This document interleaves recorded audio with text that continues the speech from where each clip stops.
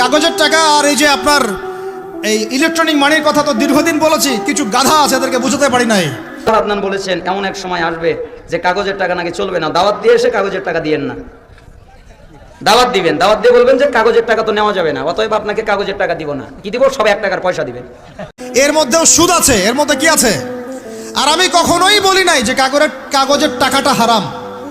মিথ্যাচারে এরা যে পরিমাণ হাদিস জাল বানায়, এদের চেয়ে বড় জাল বানানো কর কেউ নাই বাংলাদেশে। একটা কথাকে ঘুরাই ফিরে এমন ব্যাখ্যা শুরু করবে যে আপনি বিভ্রান্ত হয়ে যাবেন। একটা ইমোশন প্রকাশ করবেন, উহুদের প্রান্তে দাঁড়িয়ে একটা ইমোশন প্রকাশ করবেন, ও বানাই দিবে ও জান্নাতের ঘ্রাণ পেয়ে আসছে।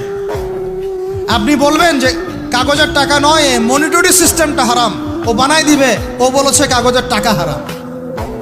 আপনি বলবেন যে আপনার যদি গান শুনতেই হয় তাহলে একা একা শোনেন, আমাকে শোনাচ্ছেন কেন, ও বানাই দিবে ও গান একা শোনা জায়েজ বানাই দিছে। এত খবিস, এত খান্নাস, এদের চরিত্রটা চিনতে পারতাম না আমরা যদি গাজাই শোনা আসতো।